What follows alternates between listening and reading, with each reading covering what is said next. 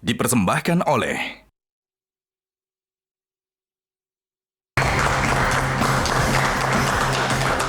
Pemirsa, pemilu 2024 dijuluki sebagai pemilu terbrutal dan terbarbar. Salah satu alasannya adalah biaya politik di Indonesia yang amat mahal karena masifnya politik uang.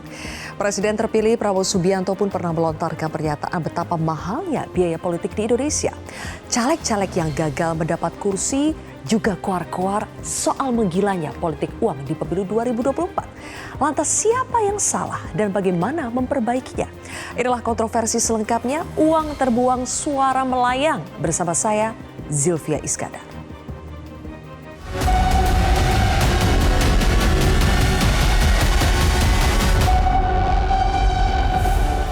Yang mengganggu pikiran kita adalah pemilu kita ternyata ongkos politiknya makin besar, melampaui batas kewajaran.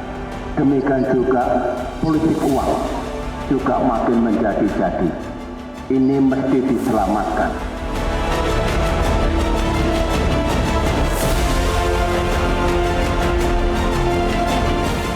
That democracy is really very, very tiring. Democracy is very, very messy. Democracy is very, very costly.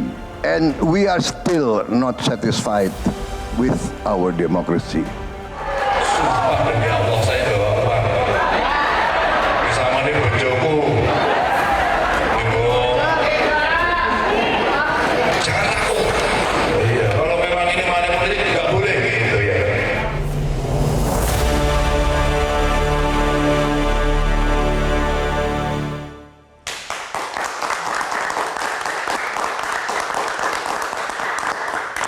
Baik pemirsa, untuk membahasnya sudah hadir 6 orang narasumber di studio Metro TV. Di sebelah kanan saya ada Wakil Ketua Umum DPP Partai Golkar, Ahmad Doli Kurnia. Bang Doli, selamat malam. Selamat malam.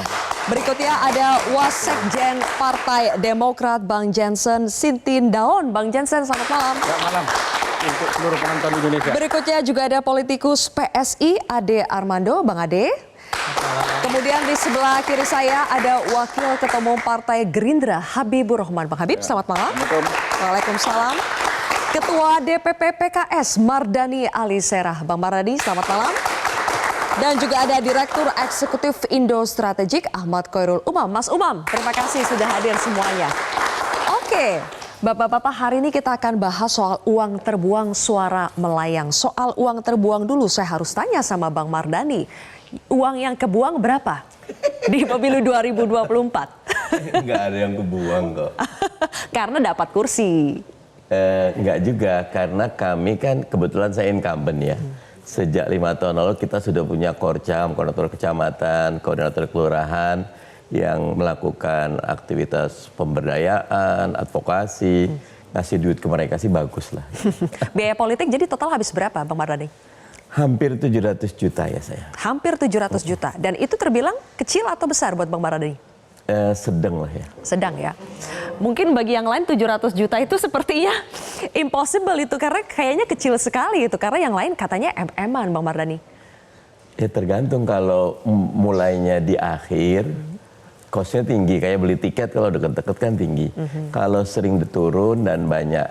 Kalau saya tadi jaga tim aja tuh, Korcam, Korkel sama sosial media. Sosial media murah sekali. Oke, makanya satu kursi buat Bang Mardani dari Dapil DKI Jakarta 1 ya, bareng sama Bang Habib ini. Ini kawan, kawan. You know roti? Rombongan Timur. Oh, rombongan Timur, karena Dapil DKI Jakarta 1 itu Jakarta Timur. Bang Habib juga, uang yang terpakai lah kalau tidak mau pakai istilah terbuang. Berapa Bang untuk Ya tergantung kita menghitungnya gimana, Silvi. Ya karena selama kampanye deh. Ya kalau biaya itu ya nggak yang jelas di bawah 1 miliar. Tapi kalau kita hitung misalnya dihitung sebagai biaya misalnya 5 tahun ya terakhir itu kan kami ada reses ya. Setahun berapa? 4 kali mungkin ya. 4 kali reses. Nah itu seluruh biaya uang reses itu kan kalau mau dihitung sebagai biaya kampanye ya bangsa 2-3 miliar ada sih selama 5 tahun. Jadi biaya yang dari memang anggaran resmi negara ya, satu reses, kemudian ada kunjungan daerah pemilihan Kundapil itu setahun 8 kali ya. Itu selama kita tidak tergoda untuk menggunakannya sebagai kepentingan pribadi, saya pikir itu cukup maksimal. Oke. Ya.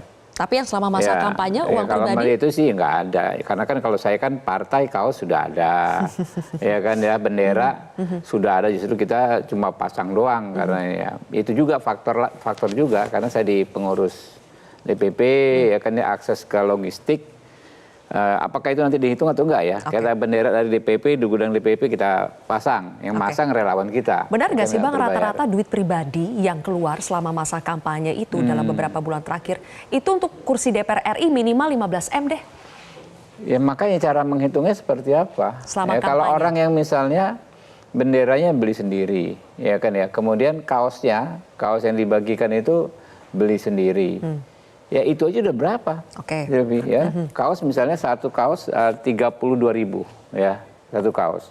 Dikali 100.000 lah, taruhlah kita 32.000 kali 100.000 berapa tuh? 3,2 miliar bukan ya? Nah ya, itu kaos. Itu bukan politik uang kan ya bagi kaos ya. Kaos itu kan biasanya kita kasih ke struktur kita kayak Pak Mardhani. Saya di Jakarta Timur itu sekitar 100.000 orang lah struktur saya ya. Partai Gerindra kebetulan saya caleg nomor 1 Partai Gerindra. Itu kan jadi kaos dari partai, ya kan ya. Itu disubsidi partai ya? Bukan disubsidi, memang kita ini ya dialokasikan buat di Jakarta Timur. Itu sudah habis 3,2 M. Ya, tapi kan bukan duit saya cuma nambah nyablon, tambah nama Habibur Rahman aja kan. Oke, baik. Iya kan? Tapi benar tidak sih kalau makanya tergantung hitungnya. Tergantung hitungnya. Kalau orang yang bikin kaos sendiri, ya dia bukan pejabat partai lah. Saya dikatakan pejabat partai waketum, ya kan. Kalau dia kemudian nyetak bendera sendiri, ya. Dia kayak saya kan yang pas ada banner-banner itu berbayar tuh, billboard berbayar. Itu kan kita nebeng dengan punya partai gitu kan ya. Baik. Dicantumin wajah saya. Tapi kalau Anda bayar sendiri, saya nggak ngerti satu titik itu bisa berapa. Itu buat atribut-atribut lah Bang intinya ya. Tapi makanya, kalau yang buat amplop langsung ke warga? Kalau itu kita nggak berani, karena kan kita disorot. Nah tambah lagi nih, yang kalau dihitung ya Zilvi, itu mahal. Tapi saya bisa mendapatkannya dengan gratis. Apa tuh? Saya diundang Zilvi ke Metro TV. Tepuk tangan dulu dong. Ini kalau dihitung, ya Ustadz ya, kalau dihitung biaya mahal. Karena nggak setiap orang kan bisa diundang. Makanya terima kasih setelah terpilih masih mau datang lagi, bagus Bang. Kan, geser dulu ya. Bang Doli, benar gratis. tidak kalau pemilu 2024 itu disebut sebagai pemilu yang termahal? Kan Bang Doli sudah lebih dari 1 kali kan nyalek langsung. Apakah betul pemilu 2024 itu yang termahal? Tergantung dari perspektifnya dari mana gitu ya. Dan definisi mahal itu kan relatif ya. Kalau kita lihat misalnya tadi, kalau kita hitung dari persiapan, misalnya kayak saya ini ya, kalau untuk jadi anggota DPR ini saya udah siapin 15 tahun. Ya, dari 2014 saya pertama kali ikut, waktu itu rezeki belum terpilih. Terus kemudian basis-basis yang sudah saya bangun, jaringan yang saya sudah bentuk itu saya terus rawat gitu, seperti yang Mas Mardhani. Jadi kita buat strukturnya sampai ke bawah gitu ya. Nah kalau dihitung dari 15 tahun itu ya mahal kan. Biaya 15 tahun itu ya memang mungkin puluhan M kali. Gitu. Nah tapi itulah politik kita gitu ya. Politik kita ini memang kalau untuk mengkampanyekan diri kita itu ada yang bilang mahal, ada yang bilang murah gitu. Buat Bang Doli biaya politik di 2024? Menurut saya terpilih dengan pekerjaan yang selama ini saya lakukan. Saya dari dulu tinggal ya. Jadi kalau mau pileg itu 2014 saya 1,5 tahun tinggal asli di Dapil. Kemudian di 2019 juga 1 tahun 2 bulan. Ini kira-kira 7 bulan lah karena memang sibuk ngurusin sebagai pimpinan partai juga. Gitu. Tapi saya nongkrongin gitu loh. Nah bahwa kita merasakan ada kompetitor kita yang juga kelihatannya dengan biaya yang cukup mahal, iya ada gitu loh, ya. Tapi gini, kalau saya melihat ya, yang namanya politik itu harus ditongkrongin. Kalau kemudian kita bisa tiap hari, saya sehari itu 7 titik biasanya, 6 sampai 7 titik. Nah, jadi artinya kalau kemudian tadi judul ini kita money politics ya, saya punya pengalaman money politics itu akan bisa kita counter dengan kalau kita energi kita untuk bisa berkomunikasi langsung dengan masyarakat, menyapa segala macam itu, kayaknya bisa tercounter dengan itu. Tapi biasanya ditongkrongin pun tetap butuh biaya kan? Oh iya, makanya. Boleh tahu nggak habis berapa Bang Doli selama kampanye ini? Bedanya cost politik dengan money politik itu harus kita bedakan. Iya, makanya aku belum tanya money politik nih, biaya politik selama kampanye. Bang Doli boleh tahu tidak habis berapa? Ya tadi tergantung. Jadi misalnya saya memang cetak. Ini pada tergantung semua nih semuanya. Loh iya, nggak, maksudnya begini. Kita juga nggak bisa bilang, kadang-kadang tadi katakan, saya bilang sebut angka misalnya tadi 700 juta ya.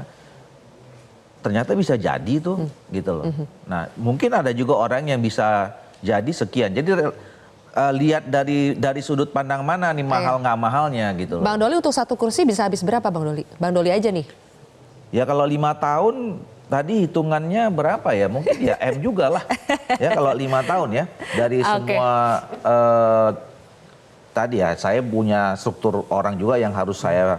Ya orang kerja buat kita kan nggak mungkin kita nggak uang bensinnya, uang minumnya, segala macam ketemu kan pasti kita yang harus siapkan, kira-kira begitu. 10 sampai 15 M ada lah ya? Nggak nyampe. Nggak nyampe buat Bang Doli. Oke, kita tanya juga kawan satu dapil juga dari Bang Doli. Ini kebetulan nih satu dapil, ini juga satu dapil.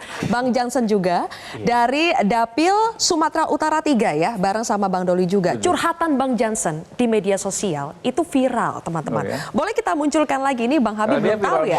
Viral mulu memang. Coba kita lihat apa yang disampaikan Bang Jansen di media sosial. Terutama di bagian ini dia. Ini pesan Jansen. Sitting down singgung soal nebar uang tapi tidak dipilih. Ada poin betapa pemilu 2024 itu barbar sekali. Politik uang di mana-mana. Bahkan katanya Bang Jansen menyesal karena telah mendukung memperjuangkan sistem proporsional terbuka. Pertanyaan saya, Bang Jansen, ini 2 kali ikut pileg ya, Bang Jansen. Memangnya sebarbar apa? Ini sudah kita tampilkan. Sebarbar apa pemilu 2024 ini? Pertama soal permohonan maaf saya ke publik soal kebetulan sebelum pemilu kemarin kan soal sistem terbuka tertutup ini kembali dibawa ke MK begitu. Saya kebetulan adalah orang yang terdepan membela soal sistem terbuka ini harus tetap dipertahankan begitulah dia. Kemudian sistem itu diputuskan MK dipertahankan, lanjut di pemilu kita kemarin untuk pileg tetap terbuka. Jadi saya katakan di situ ya, di tweet saya itu yang kemudian dikutip banyak media. Bagi saya sistem yang paling ideal itu tetap sistem terbuka. Karena rakyat bisa langsung memilih wakilnya kan begitu, baik di tingkat kabupaten kota, provinsi ataupun RI.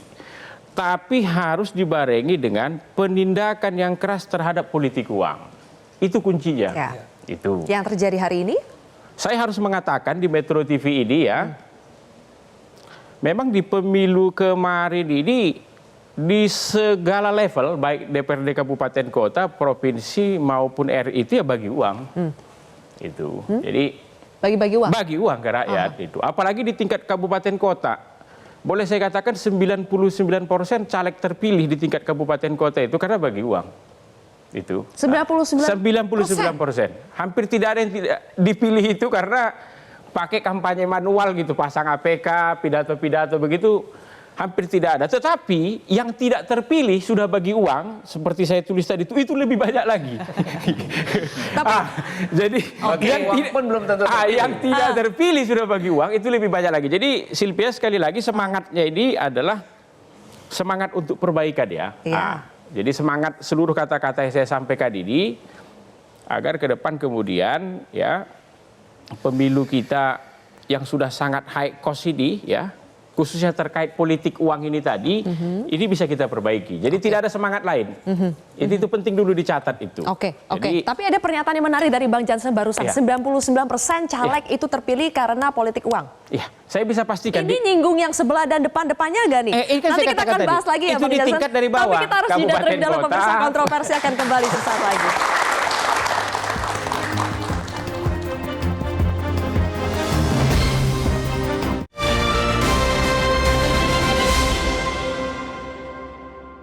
Dipersembahkan oleh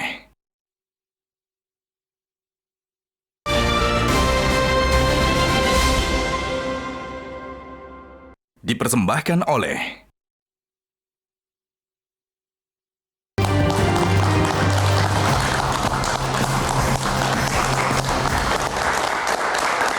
Baik, pemirsa, kembali lagi di kontroversi. Kita lanjutkan sedikit ya. Bang Jansen, Anda harus mengklarifikasi pernyataan 99% caleg yang terpilih itu karena politik uang. Apakah itu termasuk yang samping dan depan? Harus saya katakan kalau di tingkat kabupaten kota ya. Jadi begini. Sebenarnya kalau 2019 yang lalu politik uang ini belum terlalu kental. Jikapun kental begitu, uang 10.000 kalau untuk RI ya 15.000, 20.000 itu masih laku. Jadi 10 jumpa 5.000, 10 jumpa 10.000 masih laku.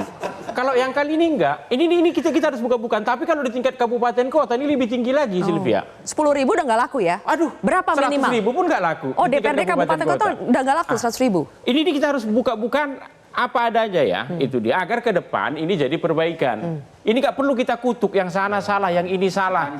Saya paling benar. Itu. Santai saja. Oh iya, karena Jadi, mungkin 0,1%-nya Bang Habib, Bang Mardhani, Bang Doli Jadi ya? semangatnya ini untuk perbaikan ke depan itu. Jadi mungkin banyak teman-teman apa istilahnya ya, yang masih enggan untuk bicara soal ini. Tapi kalau saya, kebetulan ketua umum partai saya kemarin kan jumpa dengan Pak Prabowo juga, Pak SBY juga yang tadi ada pidato itu di acara buka puasa dengan Pak Prabowo.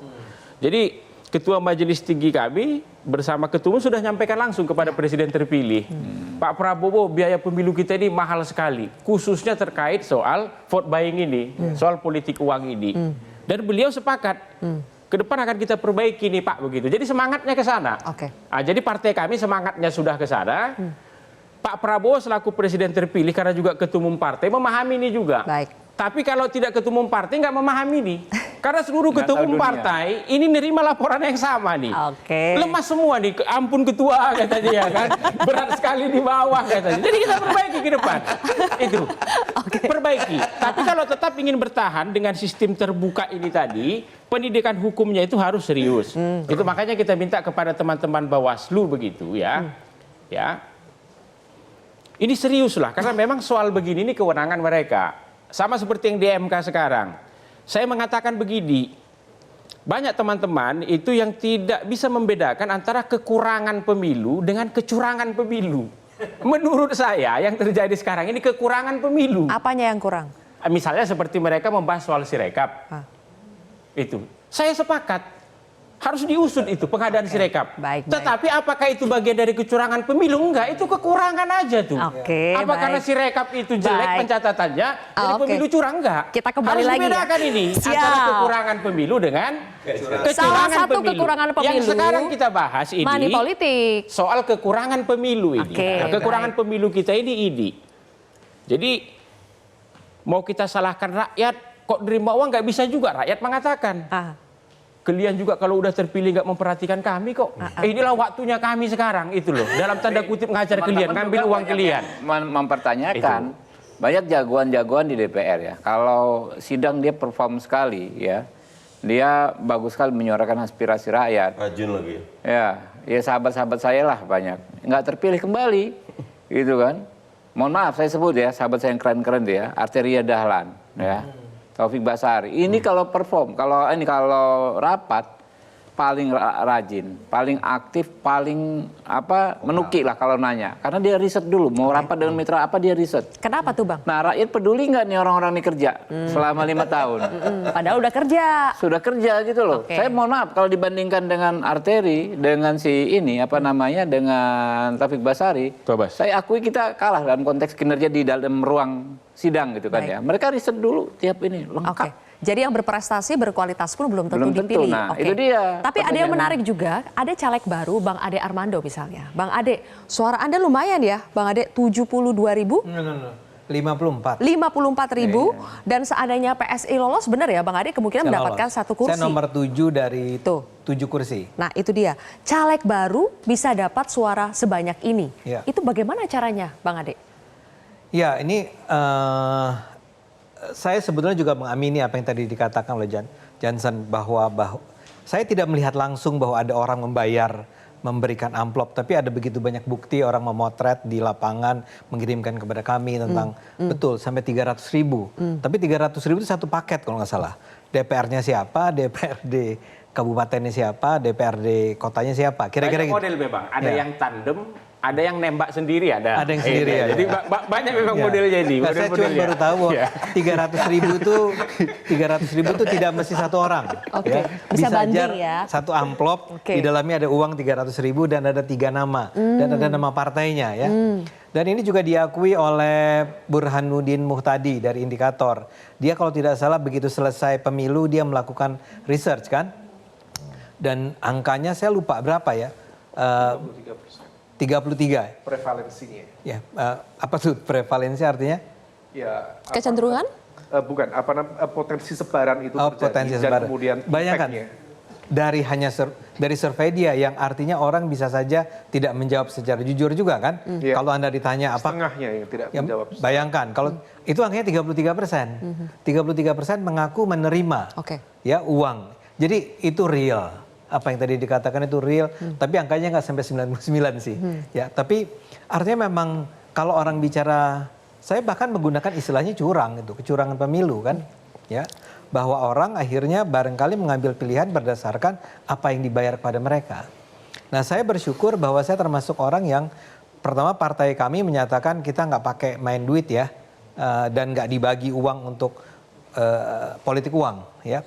Saya sendiri ya barangkali karena alasan agama saya, karena saya sendiri dosen di ilmu sosial, ilmu politik, saya merasa bahwa ini memang berbahaya buat demokrasi di Indonesia. Saya memutuskan tidak melakukan itu. Tapi saya memang adalah orang yang beruntung karena tadi cerita tentang membangun image selama tadi Kang Mardhani menyebut 5 tahun bahkan ya. Begitu juga Mas Habib, begitu juga Mas Doli ya. Bahkan beliau tinggal sendiri di kalangan di komunitas yang akan memilih beliau. Itu yang barangkali adalah hal-hal yang jauh lebih menentukan tapi sulit dilakukan. Untuk membangun image selama 5 tahun terus menerus itu kan effortnya banyak ya. Tapi memang akan memperingan biaya betul. Sehingga angkanya tadi disebut 700. Apakah sesungguhnya 900 satu dan seterusnya itu juga mungkin terjadi. Nah, kalau Anda tanya ke saya tadi tentang saya yang paling saya harus sebut sebagai menguntungkan saya adalah saya sudah berhasil membangun image saya selama bertahun-tahun melalui media sosial. Baik. Yang kebetulan sebenarnya saya lakukan dulu bukan dalam rangka mencari suara kan. Dikit yang kayak Bang Ade gitu kan. Nah betul, saya ingin katakan tapi sebenarnya mengatakan itu nggak adil. Karena saya adalah orang yang harus saya akui sudah membangun image itu selama bertahun-tahun. Nah, ada cara lain lah ya, pokoknya di luar politik uang ya. Saya percaya bahwa apa yang dilakukan oleh incumbent, kalau Anda incumbent dan Anda selama 5 tahun Anda tidak bicara pada rakyat Anda, itu kan sebetulnya agak bodoh ya. Gini Bang Ade maksudku, kenapa kok kita harus bahas ini serius gitu ya. Kalau situ bilang medsos, aku ini pengikut Twitter hampir 1,4 juta. IG ratusan ribu gitu dia. Masuk di TV juga sama kita ini semuanya. Tapi apakah kemudian kita mengatakan tidak terjadi politik uang begitu? Ini terjadi. Saya tidak bantah. Saya justru ingin mengatakan saya setuju dengan apa yang Anda katakan. Problemnya gini. Angkanya barangkali nggak 99. Bos. Problemnya begini yang akan lihat. Ini problemnya gini. Testimoni udah cukup. Iya. Yang penting ini kita ini peta masalahnya apa, ya kan, terus solusinya nih. Belum puas ini, Bang Habib, curhatannya itu belum puas. Saya belum lengkap tadi ya. Iya kan? Tapi begitu saya dinyatakan sebagai caleg ya, yang terjadi sekitar berapa diresmikan sebagai caleg tuh kapan ya, bulan saya lupa. Itu memang saya tahu bahwa saya harus gunakan medsos saya secara efektif. Nah saya juga beruntung karena di daerah saya dapat 54.000. Dan menurut teman-teman itu hampir pasti katanya adalah datang dari kalangan menengah ke atas. Oke. Ya, baik. anak muda, kalangan menengah ke atas. Tergantung pemilihnya juga berarti Karena politik uang menurut saya ini berlakunya hanya bisa dilakukan hanya kepada kalangan menengah ke bawah. Itu dia. Kalau kalangan menengah ke atas, hampir pasti dikasih 100.000, 200.000. Itu dianggap kita harus tahu dulu akar masalahnya seperti apa, baru kita bisa mencari solusi yang terbaik. Mas Uma, mungkin Anda bisa petakan sebetulnya akar masalah dari politik uang kita itu apa? Baru setelah itu kita akan bicara, baru kita akan bicara solusi yang tepat yang apa. bisa memetakan akar masalah itu pelaku-pelakunya itu sendiri. Tolong pelaku-pelakunya jangan cuma ketawa saja ya, nanti harus menambahkan. Pelihara masalah. Yang disampaikan oleh Bang Jansen tadi itu kita itu bicara asap. Ini udah jelas asapnya ada di mana-mana. Tapi kok seolah-olah tidak ada apinya. Kenapa? Kan ditutup-tutupi sama aktor-aktornya tadi itu. Betul. Nah, jadi kalau misal ini mungkin agak kita tarik agak teoritik. Memang secara general kondisi yang membuat tingkat prevalensi money politics itu semakin tinggi. Salah satunya memang ada segmentasi masyarakat ekonomi kita yang terdiri atas let's say terutama mereka dari kalangan the bottom 40, kelompok terkategori miskin dan hampir miskin.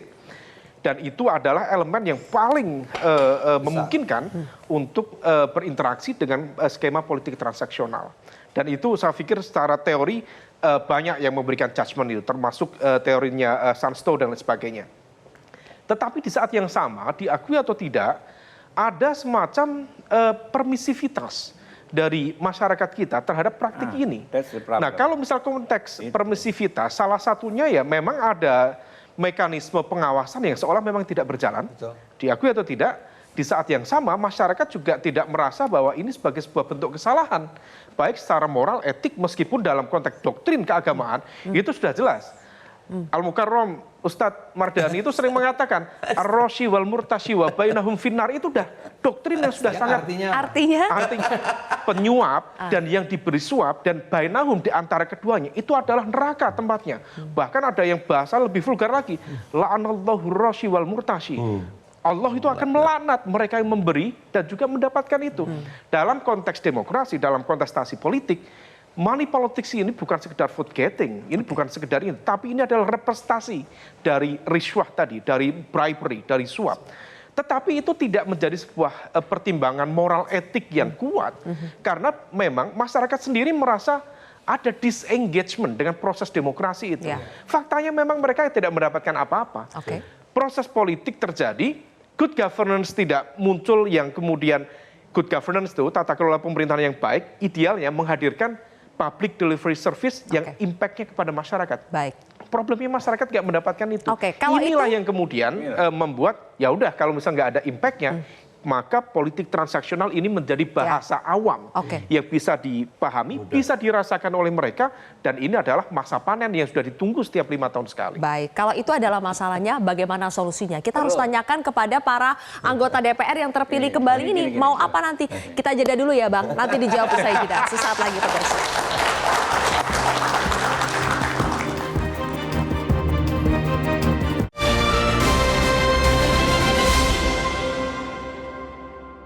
Dipersembahkan oleh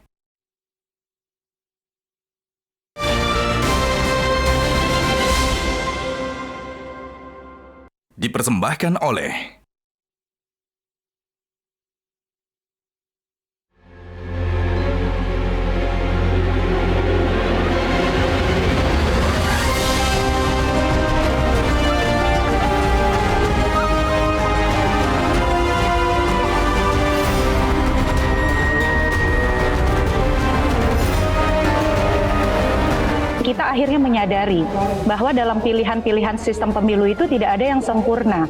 Sistem pemilu apapun bisa menjadi anti demokrasi kalau partainya tidak demokratis, mau terbuka sekalipun. Walaupun dalam pilihan sistem terbuka, veto rakyat itu lebih aksesibel ya di dalam mengkoreksi pilihan-pilihan partai.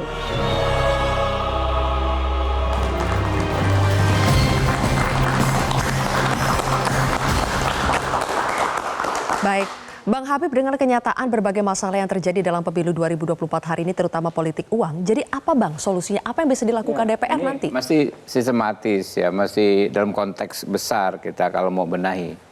Pertama tuh orang milih itu harus motifnya apa? Apa yang dia dapatkan manfaatnya? Kalau kita lihat ini ya peta ya di DPR itu kan ada komisi 1 sampai 11. 1, 2, 3 nih saya, beliau ya kan ya, komisi 2 dan komisi 3 itu dikatakan orang komisi air mata. Ada komisi air mata, ada komisi mata air, ya kan? Komisi air mata ini artinya dalam konteks ini kita nggak punya program untuk dibawa ke daerah pemilihan. Kalau komisi 4 pertanian dia punya traktor, ya kan? Atas nama dia masih bisa lah ini kan bahwa oh dia memperjuangkan dan ada manfaatnya buat kelompok tani tersebut. Kalau beliau nggak ada nih, cuma bawa KTP kan mungkin ya. Saya apalagi gitu kan, komisi 3 gitu kan, mitranya polisi gitu kan. Jadi dalam konteks manfaat, saya nggak tahu regulasi dulu kan sempat ada usulan yang itu ya apa namanya bawa semacam kayak dana aspirasi yang menjadi domain anggota DPR ya kan ya untuk memperjuangkan dana aspirasi secara resmi sah legal halalan thayyiban untuk dapilnya tanpa lewat keuangan dia pribadi. Mungkin itu karena kita mau ngomong sebagus apapun de facto masih ada sekitar 40% masyarakat kita ya kan ya. Ya memang persoalannya dia dapat apa gitu loh. Nah ini kan nggak bisa kita tutup mata yang seperti ini. Nah dengan posisi seperti itu ya kan ya untuk teman-teman yang dari komisi air mata tadi beda dengan 4 dan seterusnya yang komisi ya dapat dikatakan mata air semuanya punya program yang banyak. Komisi 10 misalnya kan Ustadz ya dia punya program Indonesia Pintar, membagikan puluhan ribu beasiswa. Ya sama aja kan dia apa namanya, ya orang kan taunya ini dari bapak ini karena diadministrasikan lewat nama dia gitu kan ya. Itu kan halalan thayyiban, ya kan sah, gitu kan legal. Nah yang seperti itu menurut saya penting juga, ya karena kalau toh buat yang newcomer ya orang yang mau bertanding, dia ada harapannya dukung Jansen. Kalau Jansen ini masuk ke DPR, ya dia nanti bisa bawa program, bisa bawa beasiswa, bisa bawa apa namanya traktor, ya lewat dia, lewat program-program seperti itu. Untuk masyarakat yang 40% itu tetap harus kita hitung, nggak bisa kita abaikan semuanya ideal kita ngomong program dalam konteks norma yang normatif, harus konkret programnya, harus konkret. Itu juga harus menurut saya harus kita hitung. Dan demikian kan namanya politik representasi itu bisa berlaku. Saya mengirimkan wakil saya dari kaum saya, ya kan ya, Mr. apa namanya Jansen, supaya kami ini bisa konkret kayak yang sebelah, apa namanya kaum sebelah, dia bisa bawa traktor, apa namanya wakil dia bisa bawa apa namanya sumur bor, bisa bawa ini segala macam. Terasa sekali gitu. Nah, itu menurut saya salah satu solusinya yang bisa program-program di semua komisi DPR harus lebih konkret, manfaatnya langsung dirasakan oleh masyarakat. Kurang lebih begitu. Baik, dari segi sistem pemilunya, Bang Doli, kalau tadi Bang Jansen mengatakan menyesal memperjuangkan sistem proporsional terbuka, apakah berarti solusinya adalah mengubah sistem pemilunya? Ya, mungkin saya kira kita harus berpikir ulang untuk mengevaluasi total soal sistem politik malah, bukan hanya sistem pemilu kita, ya. Karena tadi ada mispersepsi yang saya kira makin lama makin menebal di masyarakat kita terhadap politik dan demokrasi. Ya, dari kita kan sejak reformasi katakanlah pemilu yang sekarang hampir sama modelnya ini kan dari 99 lah katakan gitu ya, 99, 2000. Nah, udah 4 kali ini ya masyarakat ini merasa bahwa kita nggak perlu lihat apa kerjanya anggota dewan. Ya apa namanya, kalaupun kemudian nanti dia terpilih lagi, dia juga nggak peduli, mereka nggak peduli nih kita mau datang tiap hari ketemu segala macam kasih program pun, katakan tadi misalnya ya, Pak Habib mengatakan kasih program segala macam itu, tapi kalau kita tidak punya ada semacam shock terapi perubahan sistem, ya masyarakat itu dana kita untuk dana aspirasi itu program diterima, tapi nanti kalau sistem pemilunya kayak begini juga, dia bilang dia lupa tuh dengan itu. Nah makanya teman-teman yang jago-jago di DPR itu yang selama ini apa namanya menyuarakan aspirasi mereka nggak peduli mereka. Nah oleh karena itu menurut saya memang harus perubahan total sistem ini baik secara struktural maupun kultural. Nah saya senang ya, saya mulai dari tadi kita sudah punya 3 apa namanya pernyataan yang saya kira ini mengharuskan kita untuk memperbaiki. Satu, sebelum Pak Prabowo sama Pak SBY tadi itu, putusan MK. Putusan MK yang meminta, walaupun pintu masuknya adalah perbaikan ambang batas, tapi perintahnya itu adalah kepada pembuat undang-undang DPR dan pemerintah untuk menyempurnakan sistem pemilu sebelum 2009. Nah, kemudian kita senang pernyataannya Pak Prabowo waktu di Mandiri itu, dia bilang, jadi ya insya Allah jadi presiden kita nih kan, gitu. Gitu Pak Mardhani ya. Nah, tunggu MK lah. Iya. Jadi kita senang presiden yang akan datang ini sudah menyatakan harus dievaluasi sih demokrasi kita ini. Tamat tadi pernyataannya Pak SBY. Oke. Nah, jadi saya kira nanti ini bukan soal tadi sistem pemilunya saja, sistem politik termasuk sistem partai politik, ya. Kemudian sistem pengelolaan pemerintahan. Ya. Nah, kami sebetulnya di Komisi 2 di awal periode ini 2020. Itu sudah mempersiapkan sebenarnya. Kami sudah punya 8 paket undang-undang yang harus disempurnakan berkaitan dengan itu. Ya. Nah, jadi nggak bisa sendiri sistem pemilu ini. Ya. Nah, sistem pemilunya sendiri pun misalnya, ya, sistem pemilunya sendiri pun itu saya kira harus tadi misalnya terbuka sama tertutup. Ya. Kalau kemudian tidak dibarengi dengan membangun sistem kultur yang sehat di masyarakat, mau terbuka, mau tertutup, ya. sama aja. Terulang lagi. Tinggal yang ngasih uang apakah perorangan atau institusi, kan gitu aja. Nah, ini yang saya kira juga harus kita benahi. Karena tadi contohnya ya, kan sekarang masyarakat kita memang bukan permisifnya, super permisif. Ada tuh yang spanduk kami menerima serangan fajar gitu tuh dengan gampangnya mereka sangat terbuka menawarkan sangat diri. Terbuka. Ya, rate-nya beda-beda. Gitu. Dan di medsos juga banyak itu.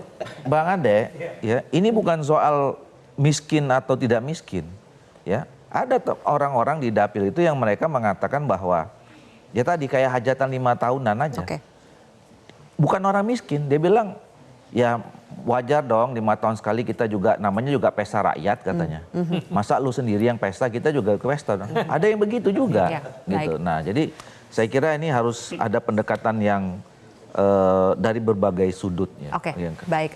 Dari PKS, Bang Mardhani, seperti apa sih konkretnya mengubah sistem politik secara keseluruhan? Konkret yang bisa diterima masyarakat itu misalnya apa contohnya? Izin melihat akar masalahnya dulu, Livi. Kata Samuel Huntington, demokrasi di penduduk yang di bawah 6.000 US dollar biasanya ada anomali, ya, banyak residunya. Makanya memang secara bertahap menaikkan kesejahteraan dan level pendidikan masyarakat otomatis akan menaikkan level demokrasi kita. Saya ngerasain kayak Jensen, saya itu 2 kali maju di dapil Jawa Barat 7. PKB Purwakarta, Kerawang, Bekasi gagal terus itu loh. Karena itu daerah pedesaan, daerah kampung gitu loh. Kita ngomong nggak nyambung gitu loh. Bukan nggak nyambung ya, nggak. Pas masuk ke Jakarta, nyambung gitu. Jakarta ada Timur. Gap intelektualitas? Nah, sama di dapil kami tuh, saya suka memetakan antara Cakung dengan Duren Sawit. Di Duren Sawit saya cuma dengan ceramah, dengan dialog, suara saya besar. Di Cakung juga besar, tapi emang ketuk pintu satu persatu gitu.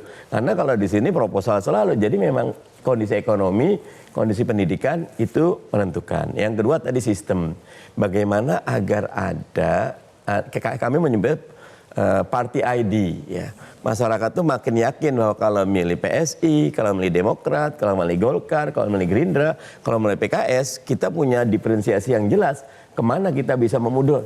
Party ID kita rata-rata 11% ya. Wajar kalau floating mass-nya tinggi, wajar kalau money politiknya tinggi. Tapi kalau party ID-nya misalnya 50-60%, itu makin lama orang sudah mulai bahas tentang ideologi, program kerja, mana yang diperbaiki. Walaupun kita ini sangat beda ya.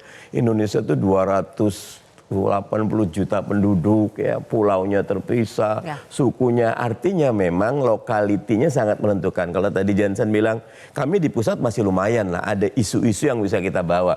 Saya bagaimanapun merasakan suaranya cukup seperti, saya itu dapat 176.285 suara. Saya bilang dapat 70.000 aja Bang Ade, saya sudah sujud syukur gitu. Dari mana suaranya dapat? Menurut saya salah satunya karena saya mempositioningkan pendukung Amin. Artinya efek dari Pilpres ada karena Ada kotel kemarin efeknya. itu contoh misalnya gini, mestinya kalau kita sistem presidensial, presiden duluan. Biar presiden pemenang pemilu itu ketika pileg partainya besar. Sehingga multi partai sederhananya bisa tercapai. Karena kalau sekarang pileg itu ketutup sama pilpres. Kita nggak ada debat pileg. Kita nggak ada debat antar caleg. Semuanya debat pilpres semua. Jadi mendingan next time dipisah. Sebaiknya kalau ngelihat, makanya kami sebenarnya 2020 kita ada 7 paket undang-undang partai politik. 7 apa 8? 7, 8. Kalau ditambah dengan undang-undang desa masuk 8 itu. Tapi undang-undang desa udah jadi gitu kan. Nah itu yang harus kita benahi. Gitu. Satu lagi sedikit aja soal itu ya. Mungkin harus dipikirkan juga kenapa masyarakat itu begitu. Karena ini kita menganggap pemilu ini hak. Di beberapa negara termasuk Australia itu sudah dijadikan kewajiban. Jadi karena dia kewajiban, kadang-kadang gini masyarakat itu datang. Saya nggak mau datang ke TPS kalau nggak ada yang biayain. Nah, karena dia merasa hak dia, ngapain kita pakai haknya gitu. Nah, Baik. Kita sudah mendengarkan berbagai tawaran solusi yang disampaikan oleh 3 caleg petahana yang lolos kembali ke Senayan. Bagaimana Bang Jansen, Bang Ade dan juga Bang Umam menilai apakah solusi yang diberikan itu masuk akal dan bisa terwujud nanti? Kita akan bahas pemirsa usai jeda.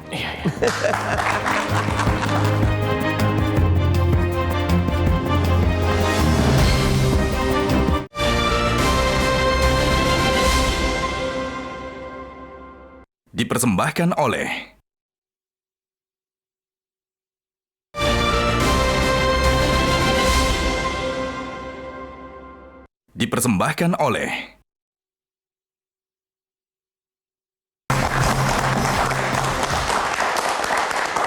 Memperbaiki pendidikan dan kesejahteraan masyarakat. Kemudian ada 8 paket undang-undang yang sedang digodok. Program-program di semua komisi harus lebih konkret supaya terasa manfaatnya buat masyarakat.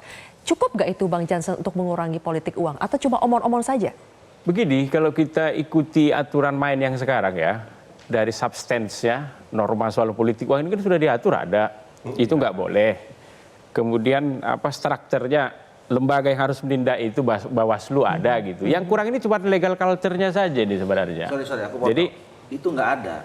Jadi tidak detail dibicarakan tentang soal anti money politik, siapa yang harus ngawasin, ya. Soal definisi pidana pemilu aja itu nggak ada di undang-undang pemilu kita. Nah, itu jadi kita yang pasal 280, pasal 523 ayat 1 ayat 2 Bang Doli. Nggak cukup. Sanksi 2 tahun, sanksi 4 tahun. Nggak cukup. Siapa yang mau mengeksekusinya? Bawaslu nggak punya kewenangan untuk itu. Jadi jikapun sistem yang sekarang ya tetap ingin dipertahankan, maka penindakan yang keras terhadap politik uang ini harus dilakukan. Kalau mau tetap terbuka. Kalau mau tetap terbuka. Atau kalau tidak, saya setuju dengan disampaikan Bang Doli tadi. Saya kebetulan 2 tahun lalu tuh neliti soal ini, compulsory voting namanya, voting wajib. Kalau kita ke Singapura mereka voting wajib.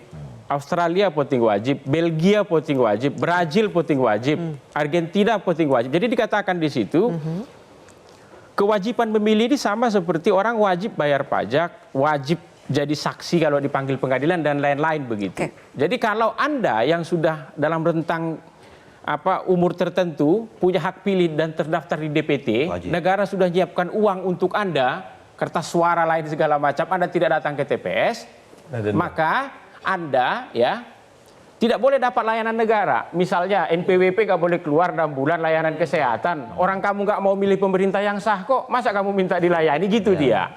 Jadi bisa juga compulsory voting, jadi solusi begitu. Yang ketiga soal, ini bukan lagi, tadi kan Umam mengatakan karena masih banyak masyarakat kita yang miskin. Persis disampaikan Bang Doli. Ya, ini sekarang masyarakat kelas menengah kabupaten pun ya itu sudah minta didata. Didata untuk? Dikasih uang. Jadi jangan dipikir lagi hanya orang miskin yang hari ini ya tidak mampu makan begitu. Kita masih oke. Itu kita kasih begitu. Ini enggak, kelas menengah kabupaten pun hari ini ya sudah minta untuk didata dan saya minta uangnya kata. Nilainya semakin mahal ya. Itu makanya sering saya katakan ini seakan-akan politik uang ini sekarang ya semakin dekat dengan kita semakin berani misalnya. Ini sekarang politik uang ini seakan-akan sekarang udah masuk dalam wilayah konstruksi sosial, konstruksi budaya. Dan itu menular itu kemana-mana. Baik. Itu makanya nggak penting lagi sekarang public speaking seperti kita ini. Yang penting money speaking. Aduh. Akhirnya. Oke. Ini ini. Kita udah sekolah bener, tampil di TV, baca buku compulsory voting. Itu lo ngomong apa itu? Oke. Omong-omong jadinya. Yang penting itu money speaking. Tapi saya sepakat, itu dia. Bang. Ini memang harus diubah nih. Kalau kita tetap ingin, apa namanya ya. Baik, sudah ada perubahan ya. Tetapi kalau misalnya semua kita angkat tangan, semua baik-baik saja begitu. Intinya tidak boleh ditutup-tutupi lah ya. Harus clear, kemudian baru mau sama-sama mengubah ini ya. Salah satu perubahan yang sudah terjadi, Bang Jansen, saya ingin tanyakan ke Bang Ade, ini adalah soal bagaimana MK sudah menghilangkan ambang batas parlemen. Jadi tidak 4% lagi. Nah, dari situ saja apakah PSI melihat setidaknya judul kita hari ini kan uang terbang suara melayang. Suara melayang itu akan berkurang dengan adanya putusan dari MK ini? Mungkin akan berkurang, tapi tetap persoalan utamanya kan konteksnya lain. Konteksnya lain. Jadi gini, kalau saya setuju dengan apa yang tadi dikatakan bahwa segenap pencerahan bisa dilakukan, orang bisa dibuat mengerti kenapa orang tidak boleh menerima amplop gitu ya. Ini seperti juga mengatakan kita mendidik masyarakat untuk kalau ada marka yang mengatakan jangan berhenti di sana, kalian jangan stop di situ atau jangan parkir di situ. Tapi itu kan tidak cukup. Agar hukum bisa ditegakkan, yang harus ada adalah penegakan hukum. Itu yang tadi dikatakan. Saya ingin menambahkan bahwa salah satu yang terpenting adalah gimana caranya agar ke depan orang takut untuk memberikan tadi money politik. Dia tahu bahwa kalau dia memberikan money politik, dia akan berhadapan dengan hukum yang tegas. Nah sekarang saya baru saja dengar bahwa saya baca tadi ada berita di, saya lupa daerah mana, ada seorang yang ditangkap tuh ketua RT. Bukan dia sebetulnya kan tokoh utamanya. Dia hanya membawa uang untuk membayar rakyatnya agar memilih Ade Armando misalnya. Yang ditangkap si ketua RT. Itu pun saya nggak tahu berapa. Kayaknya sih cuma hukum percobaan. Kalau dia dalam 10 bulan ke depan melakukannya lagi, dan dia tidak mungkin melakukannya lagi 10 bulan ke depan kan pemilu sudah habis. Nah sekarang bayangkan. Singkatnya Bang Ade harus bagaimana ini? Penegakan hukum artinya itu masuk tadi, saya baru sadar apa yang dikatakan oleh Bung Dole itu adalah betul-betul memang pasalnya hanya menyatakan bahwa tidak boleh. Tapi kalau kemudian dilanggar, apa yang terjadi? Siapa yang menegakkannya? Siapa yang menang? Penegakan hukum, tapi legal culture-nya kata Jansen nggak diperbaiki. Yang ada Bawaslu-nya dikejar-kejar rakyat gitu kan. Tapi nggak apa-apa. Gini menurut saya. Selama penegakan hukumnya ada, artinya ketetapan secara tegas tentang siapa yang menangkap, itu ada. Harus ada, si ketua partai pun. Kita kasih tepuk tangan dulu. Terakhir, waktunya sudah singkat sekali. Mas Umam, partai politik, apa yang harus dilakukan partai politik untuk bisa mengurangi praktik money politik ini?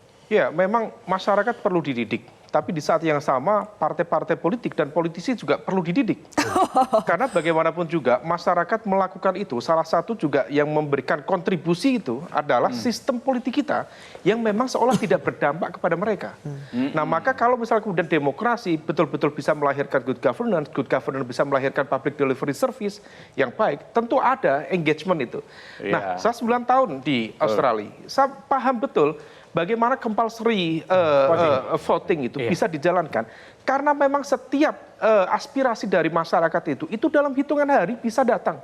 Ada kucing kejebak di bawah gorong-gorong itu. Hanya dalam hitungan jam, menit ada laporan, datang itu layanan publik. Artinya bahwa pelayanan publiknya bagus. Ada layanan publik yang memang berdampak langsung. Dan ini adalah impact dari sebuah proses politik.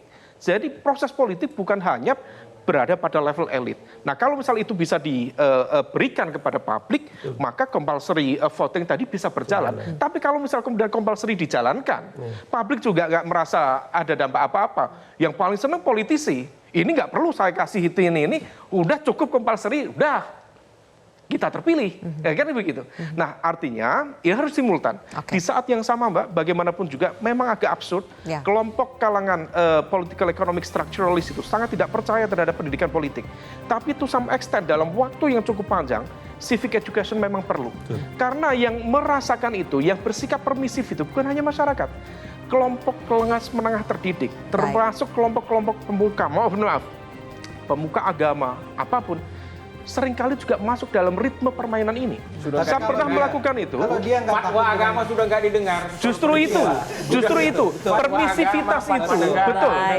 Justru itu permisivitas itu tampak kemudian terjadi. Ketika kita tanya ya tokoh agama, gimana hukumnya money politics? Ini kan bribery.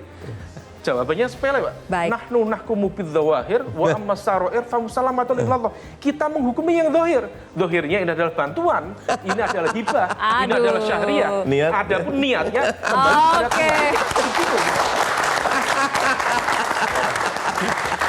Baik, sayang sekali Bapak-Bapak waktu kita sudah habis, tapi mudah-mudahan ini sih bisa menjadi sedikit titik awal ya untuk bisa mengubah semua ini agar lebih baik ya. Anggota DPR tolong diperjuangkan. Terima kasih pemirsa, demikianlah kontroversi hari ini.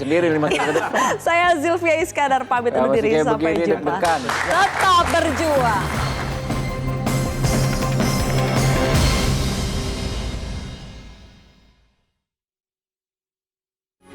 Metro TV.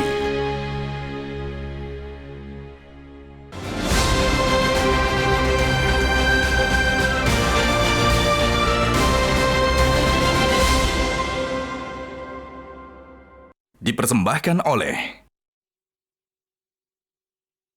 Jelajahi cara baru mendapatkan informasi. Download Metro TV Extend sekarang.